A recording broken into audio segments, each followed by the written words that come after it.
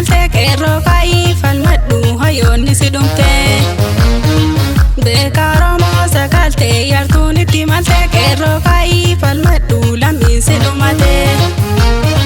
Beeka Oromoo sagaalte yartuun itti malte qeerroo ka'ii falmadhu hayyoonni si dhumte.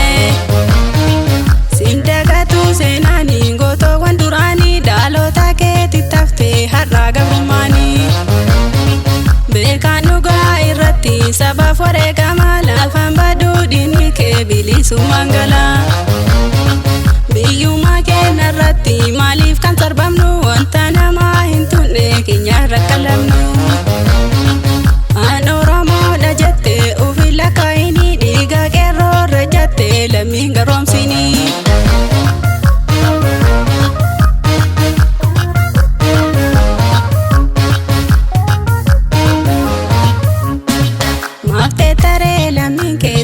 Ajjeefamaa dhugaa hacee dhokatee hayyoonni hidhama.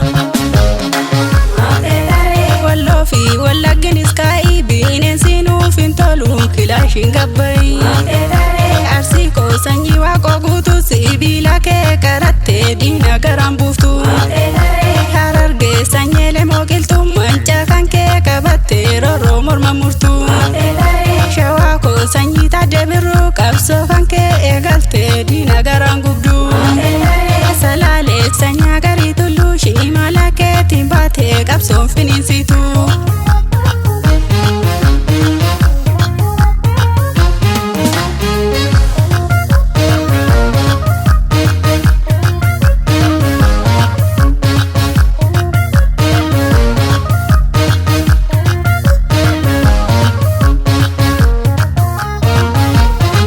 Beeka Oromoo sagaalte yartuun itti malte qeerroo ka'ii falmadhu hayyoonni si dhumte. Beeka Oromoo sagaalte yartuun itti malte qeerroo ka'ii falmadhu lammiin si dhumate. Beeka Oromoo sagaalte yartuun itti malte qeerroo ka'ii falmadhu hayyoonni si dhumte.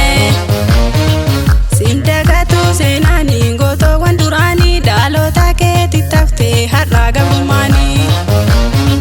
Beekaan dhugaa irratti sabaaf wareegama lafaan baduu diinni kee bilisummaan gala. Biyyummaa keenya irratti maaliif kan sarbamnu wanta namaa hin tunne keenya irra qalabnu. An Oromoodha jettee ofi lakkaa'inii dhiiga qeerroo irra jettee lammiin garoomsinii.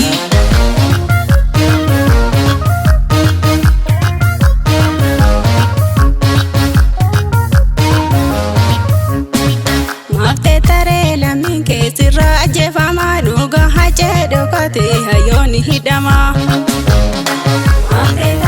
Walloo fi wallagginis kaa'ii bineensi nuuf hin tolu kilaashiin gabbayi.